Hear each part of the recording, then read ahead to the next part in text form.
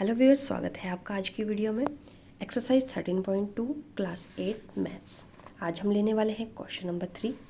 Rahman is making a wheel using spokes. Spokes का use करके wheel बना रहा है जिसमें नंबर ऑफ स्पोक्स वो इंक्रीज कर रहा है। He wants to fix equal spokes in such a way that the angles between any pair of consecutive spokes are equal. Fix spokes वो इस तरह से करेगा कि उनके बीच में एंगल्स जो होगा, ये जो कंसेक्टिव है साथ साथ में लगने वाली स्पोक्स हैं उनके बीच में एंगल सेम रहेगा। जैसे यहाँ पे 90 डिग्री है, इन दो स्पोक्स में भी 90, कंसेक्टिव स्पोक्स में 90। वैसे ये वाले एंगल्स जो हैं वो हर स्पोक्स में जो पास पास वाली हैं वो इक्वल है। ये होती हैं कंसेक्टिव स्पोक्स। तो वो एक टेबल बना रहा है इससे रिलेटेड। स्पोक्स जब 4 हैं यहाँ पे, जब एंगल है 90, यहाँ पे स्पोक्स उसने बढ़ा दी तो एंगल है यहाँ पे 60 का। जब स्पोक्स हो गई 8 तो एंगल कितना आएगा, 10 होगी तो एंगल कितना आएगा, और इसी तरह से जब 12 होंगी तो कितना एंगल होगा। ठीक है, अब देखिए स्पोक्स 4 हैं तो एंगल बड़ा है, स्पोक्स बढ़ गई तो एंगल डिक्रीज़ हो गया, स्पोक्स और ज़्यादा बढ़ेंगी तो एंगल डेफिनेटली डिक्रीज़ होगा। मींस एक क्वांटिटी x जो नंबर ऑफ स्पोक्स है वो बढ़ रही है, देन दूसरी quantity which is y angle between the spokes वो डिक्रीज़ हो रहा है। So this is inverse proportion. इस तरह से आप फाइंड आउट करेंगे।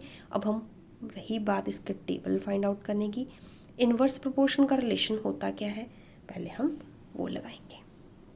वी ऑलरेडी नो, मैंने ये क्वेश्चन लिख लिया है यहाँ पे। हमें ऑलरेडी पता है कि इनवर्स प्रोपोर्शन के लिए क्या है, x1 y1 is equal to x2 y2। 4 spokes के केस में 90 डिग्री था एंगल, 6 स्पोक्स के केस में 60 था। ठीक है, तो x1 की वैल्यू यहाँ पे 4 है, y1 की वैल्यू क्या है 90। उसी तरह से x2 की वैल्यू 6 है, y2 की वैल्यू 60। तो 9 4 ज़ा 36, 6 6 ज़ा 36, 360 360। This implies this is a inverse proportion. Okay, ना नेक्स्ट वाली क्या आएगी, so x2 y2 is equal to x3 y3।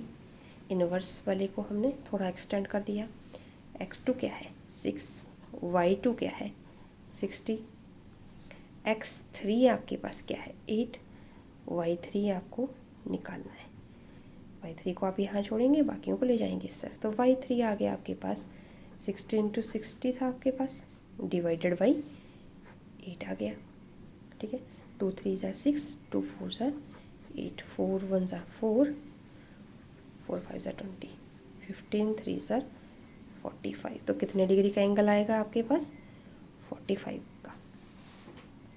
ठीक है, इसी तरह से जब आपके पास नंबर ऑफ स्पोक्स 10 रहेंगे तो आप also x3 y3 is equal to x4 y4। x3 की वैल्यू 8, y3 की वैल्यू 45, x4 की वैल्यू 10 है आपके पास, और y4 की वैल्यू आपको निकालनी है। सो y4 की वैल्यू आ जाएगी, इन दोनों के मल्टीप्लिकेशन को हम डिवाइड कर देंगे 10 से, ये आ जाएगा। ठीक है, 5 2 ज़ा 10, 5 9 ज़ा 45, 2 4 ज़ा 8, आगे आपके पास 36 डिग्री।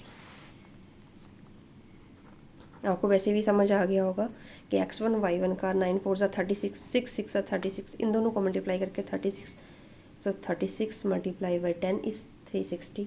हर केस में 360 का एंगल बन रहा है, तो 12 को किससे मल्टीप्लाई करेंगे, 12 3 ज़ा 36, ऐसे।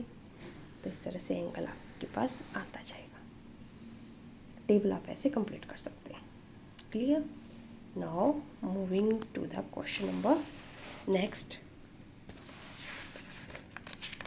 विच इज़ क्वेश्चन नंबर, अच्छा इसी के पार्ट भी दिए हैं आपको। Are the number of spokes and angles formed between the pairs of consecutive spokes are inverse proportion. Yes, वो हमने पहले पार्ट में बता दिया है कि एक वैल्यू इंक्रीज हो रही है, दूसरी वैल्यू डिक्रीज हो रही है। Calculate the angle between a pair of spokes on a wheel with 15 spokes.